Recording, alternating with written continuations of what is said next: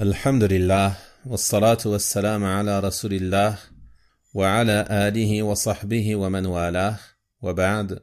Chers frères et sœurs, on se retrouve aujourd'hui pour méditer ensemble sur le récit d'un vœu fait par notre mère, Aïcha, la mère des croyants, l'épouse du prophète, sallallahu alayhi wa sallam, un vœu qu'elle prononça suite à une parole prononcée par l'un de ses neveux.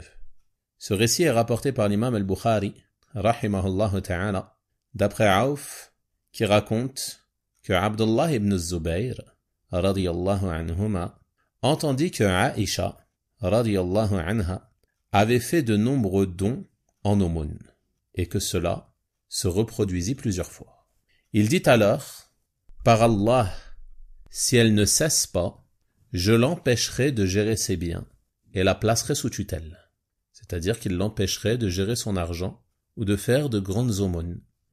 Lorsque cette parole parvint à Aïcha, radiyallahu anha, cette dernière fut très touchée. En effet, Abdullah ibn Zubayr était son neveu. Il était le fils de sa sœur Asma. Aïcha radiyallahu anha était donc sa tante maternelle. Et elle avait même un rang encore bien plus éminent en sa qualité de mère des croyants. Sans parler de son rang dans la science, dans la sagesse, et ainsi de suite.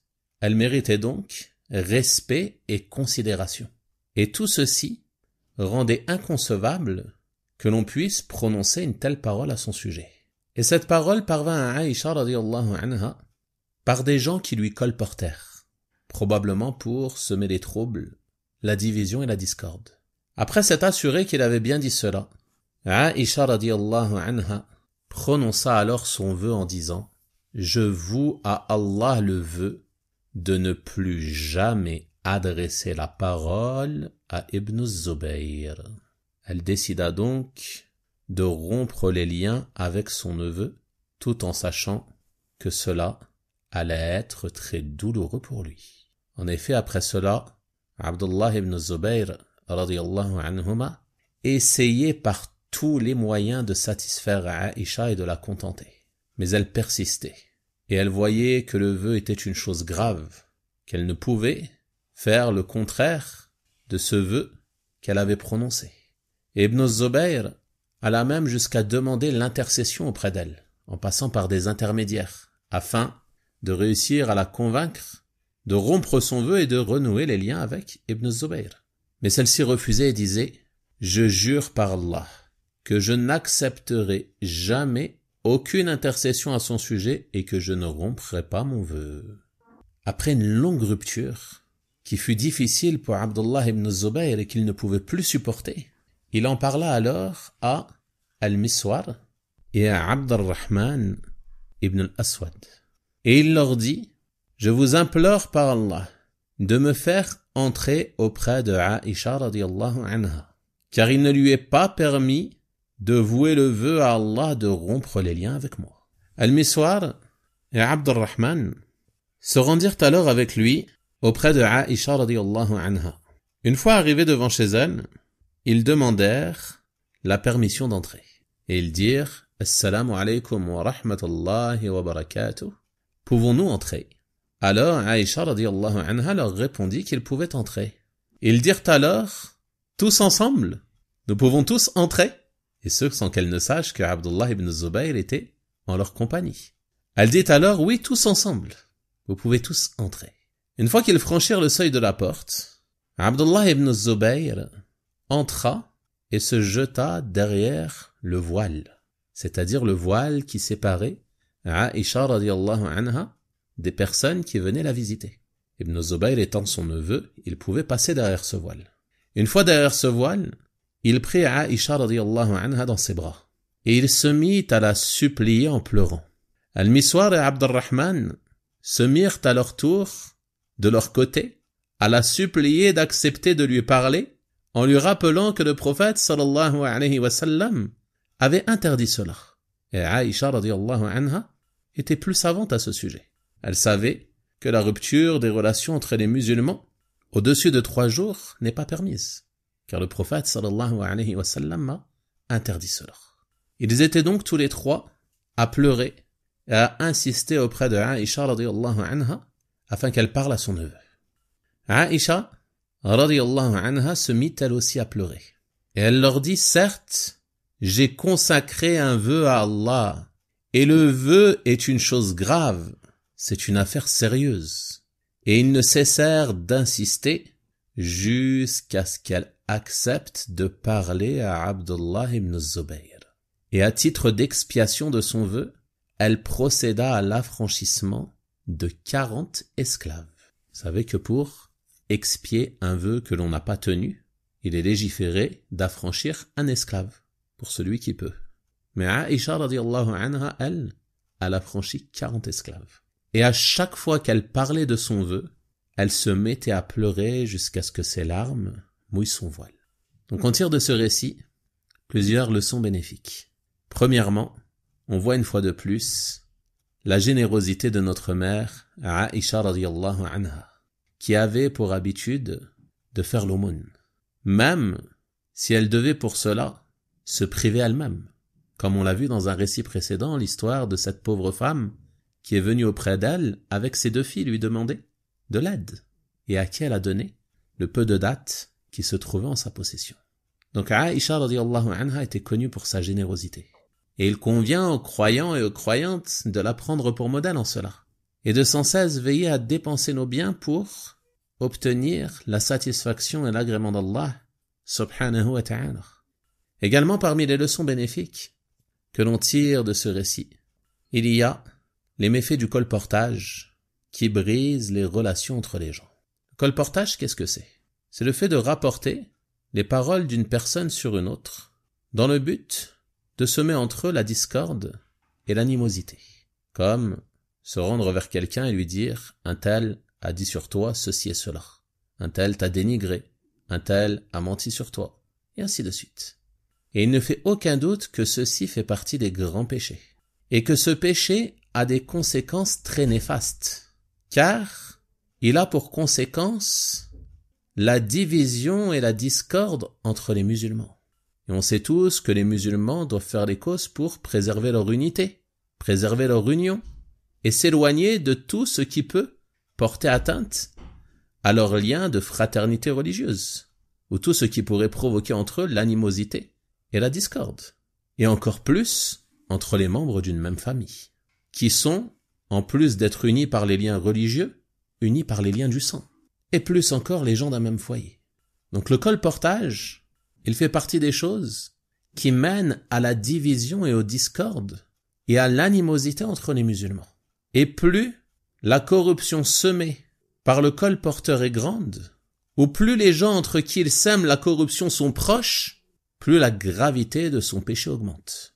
C'est-à-dire que celui qui va colporter les paroles des membres de sa famille, les uns sur les autres, son péché est plus grave que s'il le faisait sur des gens extérieurs.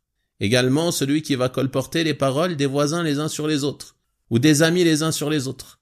Son péché est plus grave que celui qui colporte les paroles des gens qui ne sont pas proches. Mais dans les 2 cas, c'est un grand péché.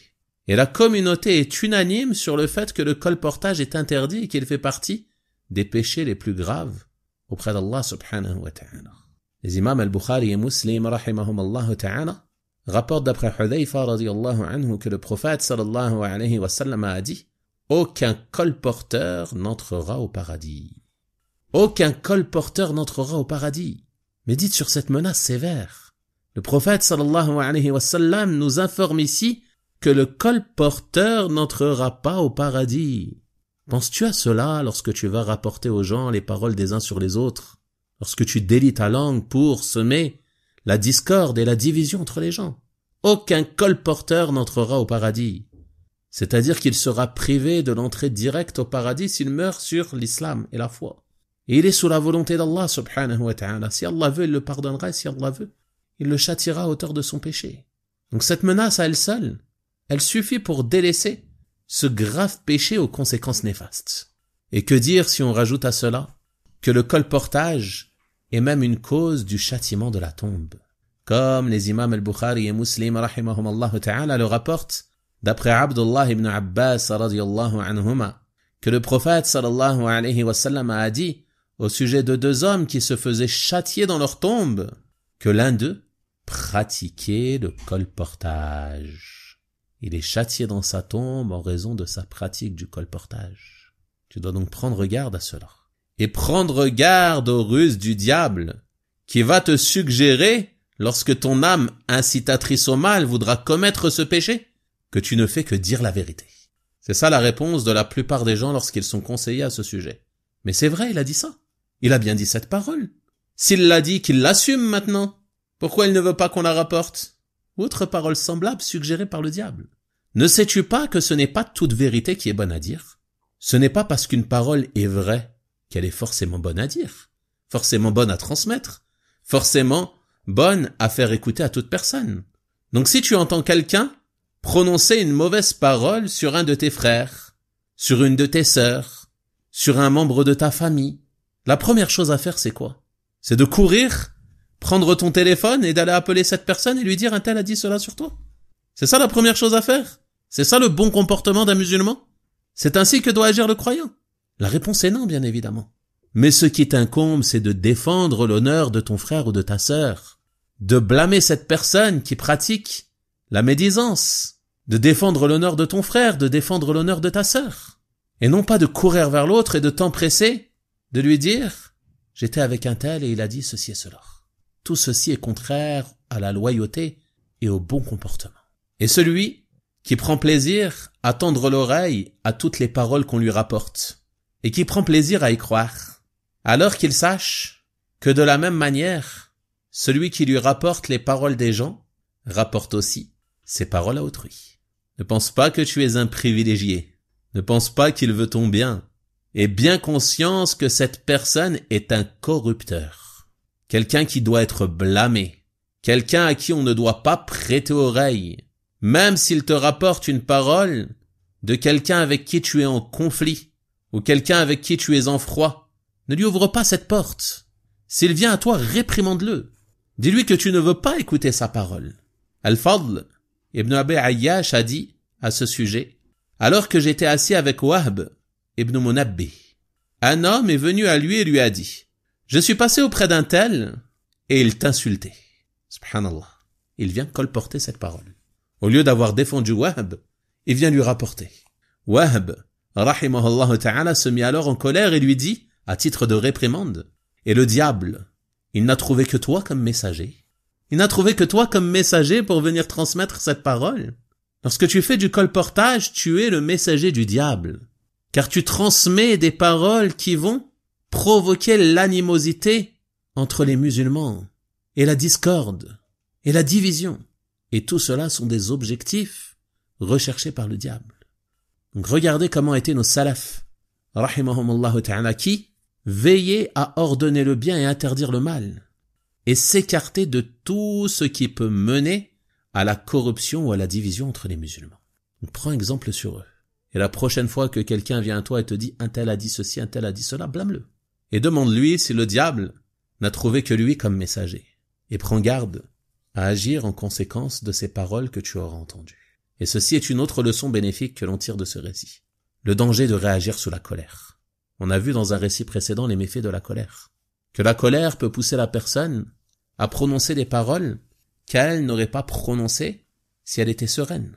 Donc en cas de conflit, en cas de dispute, en cas de discorde, prends garde à ne pas prendre de décision sous la colère. Mais prends du recul. Attends que la colère s'apaise. Attends que la tempête passe. Et ensuite observe la situation. Et tu verras que tes décisions n'en seront que meilleures et plus proches de la vérité. Inch'Allah ta'ala. Également parmi les leçons bénéfiques à tirer de ce récit, il y a l'obligation de respecter ses vœux. Le vœu à la base, ce n'est pas forcément une chose louable. Mais si la personne prononce un vœu, alors elle est dans l'obligation de le respecter. Et si elle ne le respecte pas, elle devra s'acquitter d'une expiation. Toutefois, les gens de science ont dit, comme cela est prouvé par ce récit, qu'il est permis de ne pas respecter son vœu si cela est pour accomplir une chose meilleure que le vœu qui a été prononcé. Dans ce cas-là, la personne rompra son vœu et l'expiera et fera ce qui est meilleur. Comme ici, Aïcha radiyallahu anha a rompu son vœu et l'a expié car il était meilleur pour elle de renouer les liens avec son neveu, Abdullah ibn Zubayr radiyallahu ta'ala anhum. Également parmi les leçons bénéfiques à tirer de ce récit, il y a le mérite de la conciliation entre les croyants et le mérite du pardon. Le prophète sallallahu alayhi wa sallam a dit: il n'est pas permis pour le musulman de boycotter son frère, de délaisser son frère plus de 3 nuits, de sorte à ce qu'ils se détournent l'un de l'autre lorsqu'ils se rencontrent. Et le meilleur d'entre eux est celui qui commence par adresser le salam. Le meilleur d'entre eux est celui qui commence par adresser le salam. Le meilleur d'entre eux est celui qui revient à l'autre, qui fait le premier pas. Ne pense pas que tu vas te rabaisser en faisant le premier pas. Le prophète sallallahu alayhi wa sallam dit dans un autre hadith: Allah ne fait qu'augmenter en honneur le serviteur qui pardonne. Et nul ne fait preuve de modestie pour Allah sans qu'Allah ne l'élève. Allahu Akbar. Tu fais preuve de modestie, tu te rabaisses afin de renouer les liens avec tes proches, avec ta famille, avec les gens qui se sont éloignés de toi. Et Allah subhanahu wa ta'ala va t'élever. Allah subhanahu wa ta'ala va t'augmenter en honneur si tu pardonnes les torts qui t'ont été causés. On rapporte du prophète sallallahu alayhi wa sallam dans un autre hadith: boycotter un musulman une année est comme faire couler son sang.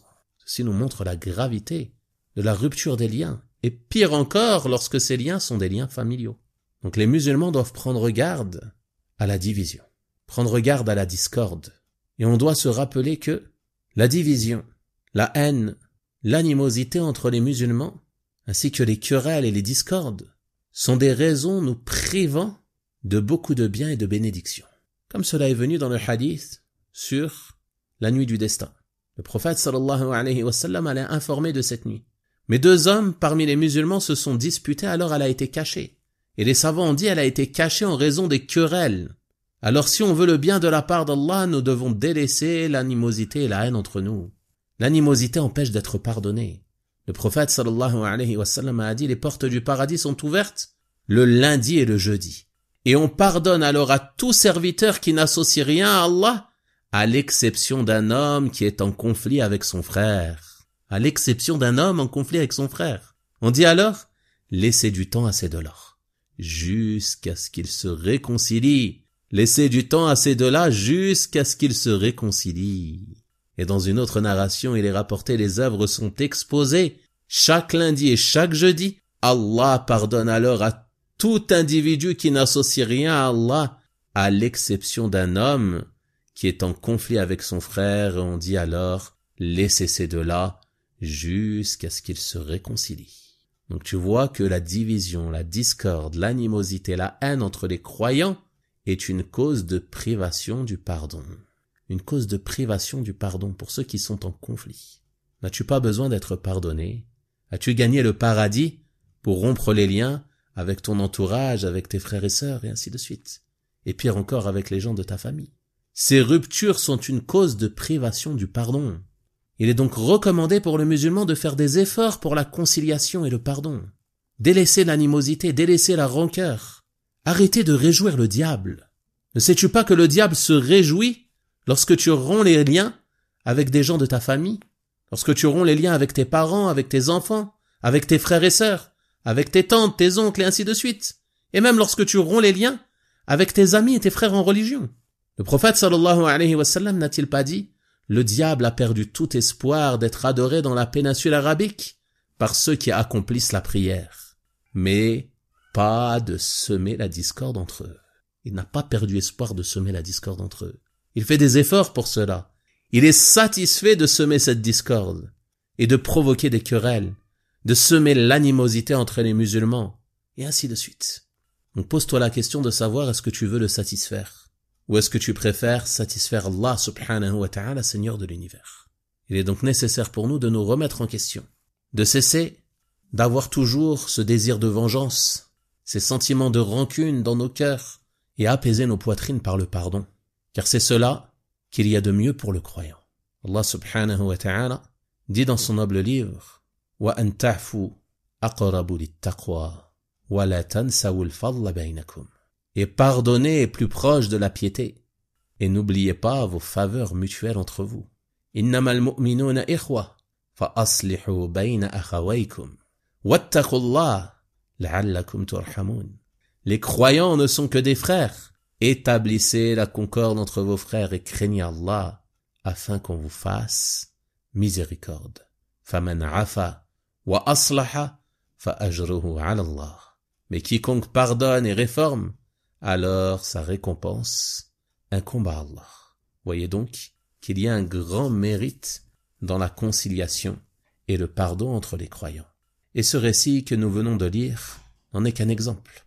Regardez l'état de Abdullah ibn Zubayr, regardez ses pleurs dans les bras de sa tante, regardez l'insistance de Abdurrahman ibn al-Aswad et d'Al-Miswar, qui tous deux font des efforts pour que Aïcha radiyallahu anha renoue les liens avec son neveu et qu'elle lui parle.